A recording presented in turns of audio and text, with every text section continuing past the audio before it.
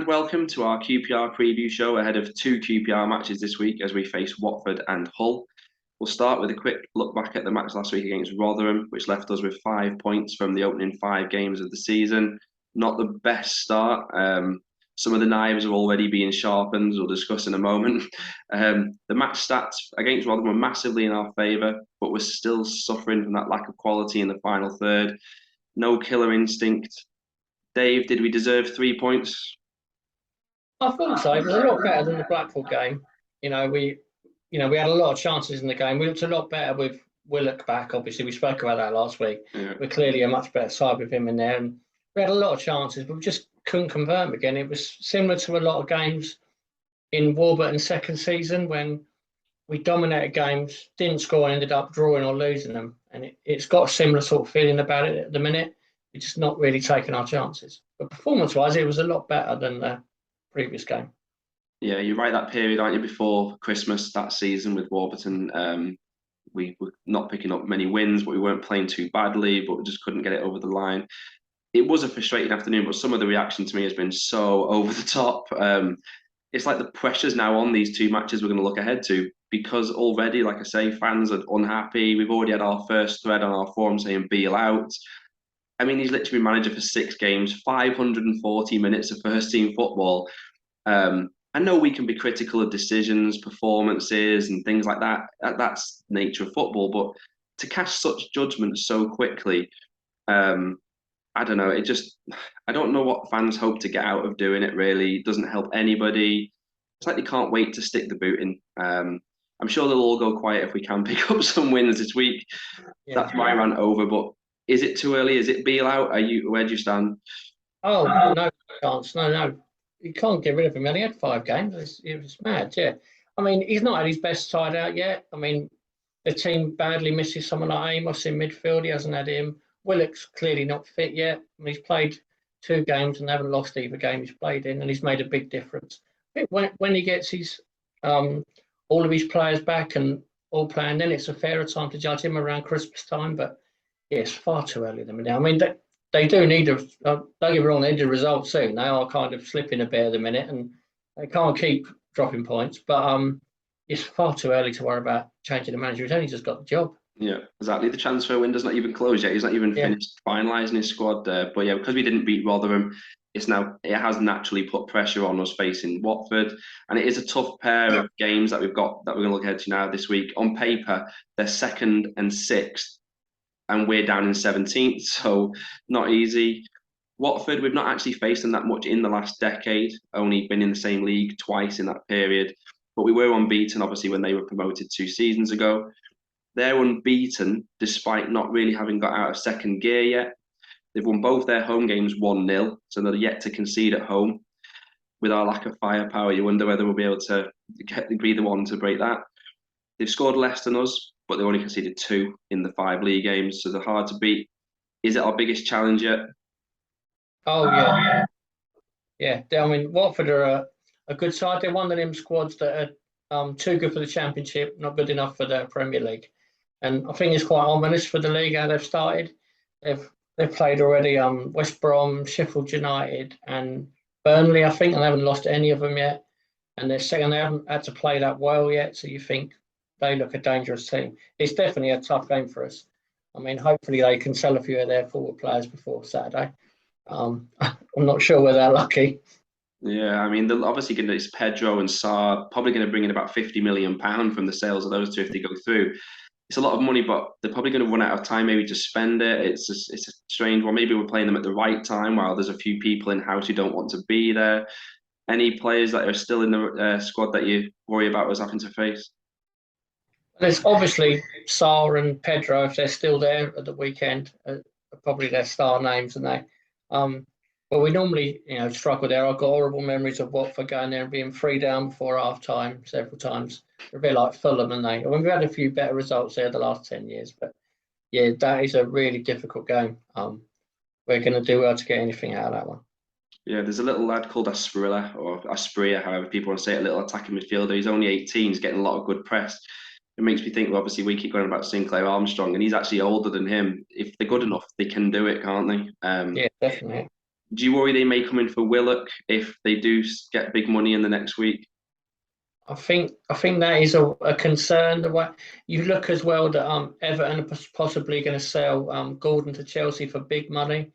There's going to be some teams doing some late buying, and they're the sort of clubs that you'd think would come in for Willock, Everton, Watford, some of the others down the bottom of the Premier League. So I wouldn't be surprised. I hope he stays at least till January because I just love watching him play. But Yeah, me too. where we are as a club, if they get like a Eze's time money, 20, 25 million for him, they've got to take it. It's going to leave them little time to replace him, but you'd hope that they've kind of prepared for this. Yeah. I bet they haven't, but you would hope that they're like right. If he does go, we're going to do this, this, and this. But I'm not overly confident that would be the case. Yeah, me neither. But like you say, in some ways, he needs to go. It's the way we need to work. We need to just hope that when we reinvest the money, it takes us forward.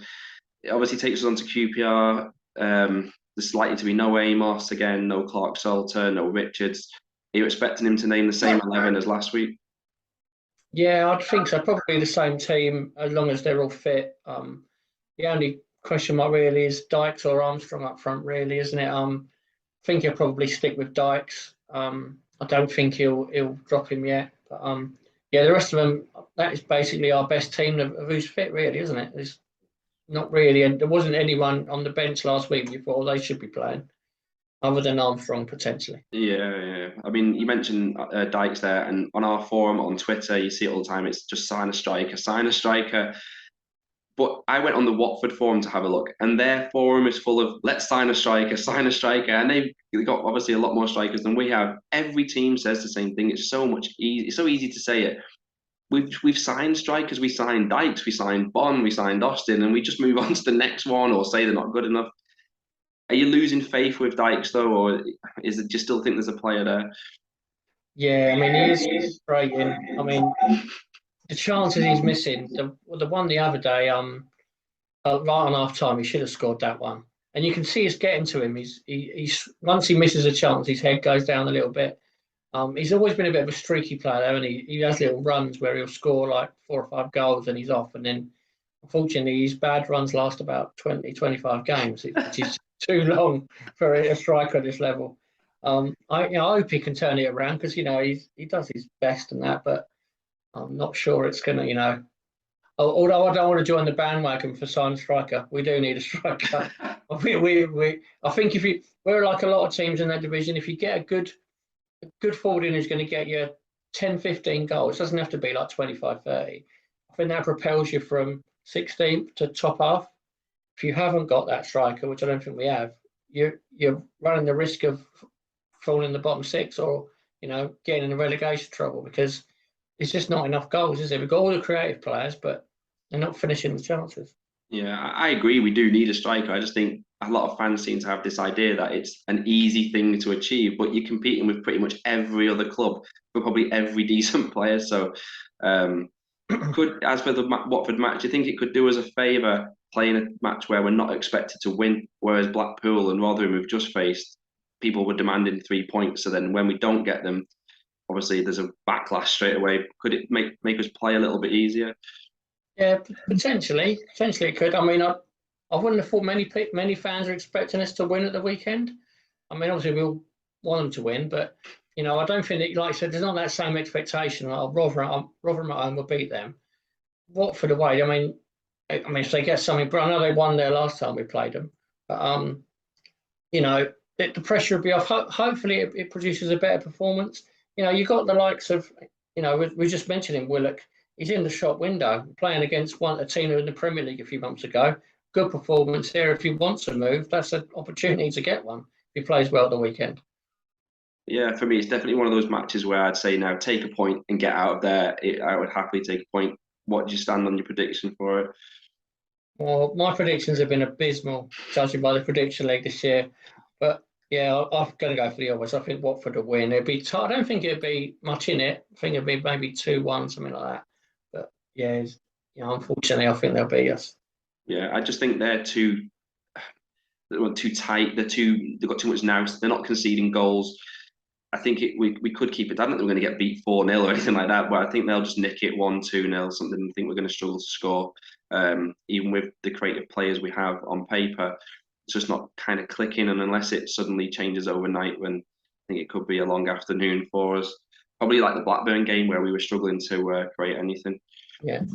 So after Watford, we'll turn our attention to Hull at home.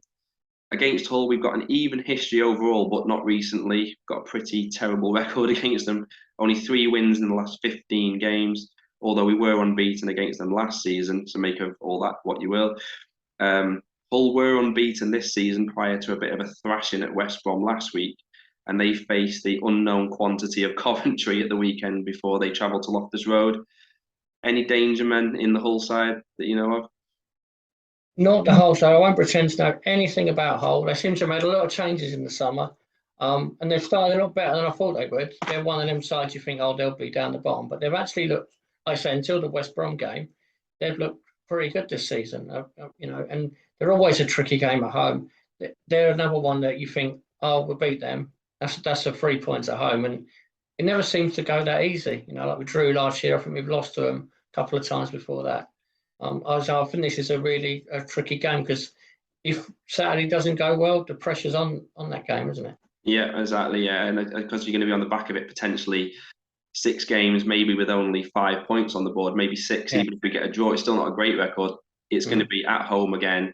Fans demanding a win, and it just on paper people go Hull, like you just said, we've got to win Hull, and because of where they finished last season, people think it's okay, a match we should be winning, but they're ahead of us in the table. They've had a decent start. They seem to have turned things around a little bit. They're obviously going to be an established championship team this season. It is not easy, like no matches are. Looks like they line up 4-2-3-1 from what I can see. And they've obviously got Estupinan, I think his name is. He got 4 goals in 5 games, what we do for him up front. So they've got a striker on form. They're going to probably be a similar shape to us. Not an easy game. And like we just said, even if we get a point against Watford, this is going to be a big match. Do you expect us to get 3 points? Hope, yeah, I think we can beat them. You wonder what will have happened by then because the window shuts around then, doesn't it? I think it shuts the day after the game. Yeah. You assume if they are going to make additions, it'll probably be before then. So the team could look quite different on Tuesday. I do think if they are able to get some reinforcements up front, I don't think they're going to get like an Austin type signing, which they got on loan the other year. But if they can get someone in just to help out, take the pressure off Dykes a bit, maybe they could get a positive result in that one. We're not a million miles away from it at the minute. We're playing. We played well, I thought, against Rotherham, just couldn't finish it off. So hopefully we can do that against Hull. Yeah, on another day, that Rotherham match, we win 3-1. No one even thinks back about it. We've all just had a happy week, but instead it's just. And I think that's what's going to be the problem with this Hull match. There's going to be almost like a bit. Obviously, we don't know what the Watford match result is yet. If we can get a win against Watford, the pressure's off somewhat. But like I said, if we're going into it with only 1 win from 6, there's going to be a nervous atmosphere. And if Hull score first, the whole game is just completely different, isn't it? But I think we have to beat Hull. Just try and get something from Watford, beat Hull. If we can get 3 points from the 2 games, maybe 4, that's a decent week, and we'll see where we are next week. What would you say? 3 points is your minimum you're hoping for? Yeah, you need to really, because then after that you've got another away game the following Saturday, and these runs because the games are so thick and fast. Before you know it, you've gone 7-8 games without a win, and it's like, well, then you are in trouble. Then you are going to get louder voices against the manager, against the team. So they definitely need at least 1 win from the next 2, I think. Yeah, it's just unfortunately the modern game, isn't it, with social media? Like I say, everyone's entitled to an opinion, but I just feel like people can't wait to kick the club and it's just I don't understand it. Get behind the team and let's see where we are this time next week. We'll be looking ahead to the Swansea match, and we'll look back and see if we did get 3 points, 4 points, 6 points, no points, please no. Join us for that, and come on you ours. We know who we are. You know who we are. We are QPR.